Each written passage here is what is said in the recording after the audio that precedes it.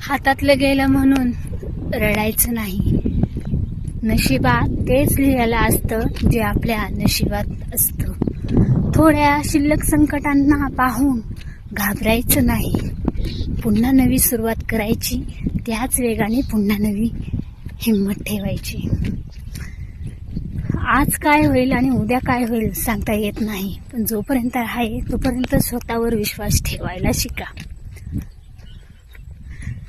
आयुष्याचे नियम असे आहेत की तिथं एक नियम जरी चुकला तरी दुसरा नियम घ्यायला धाडसच लागतं.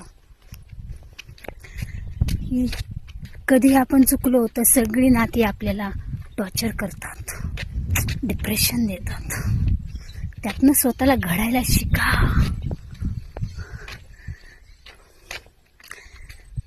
या रस्त्यावर मी एकटीच चालली आहे. नाही तर माझ्या कुणाची साथ आहे ना माझ्या सोबतीला कोण आहे.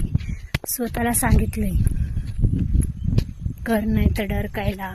हे रामुशाची वाघीण आहे, घाबरायचं नाही. तुझ्या प्रत्येक वादळाला तुला लढायचं आहे. थोड्या शिल्लक संकटांना घाबरून रडत बसायचं नाही. परत नव्याने उभं स्वतःचं साम्राज्य बनवायचं आहे.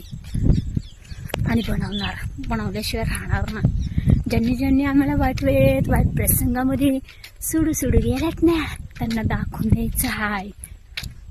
तुम्ही जर सोडून गेले नसते ना तर आम्ही एवढे लढाई जिंकलो नसतो.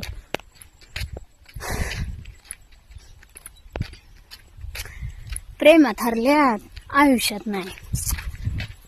त्यासाठी सांगते, उद्योजक बना. स्वतःचा व्यवसाय उभा करा. स्वतःला सांगा, हारायचं नाही, जिंकायचं हाय. थोड्याशा शिल्लक संकटांना सामोरं जावा. लढत बसू नका तर लढा.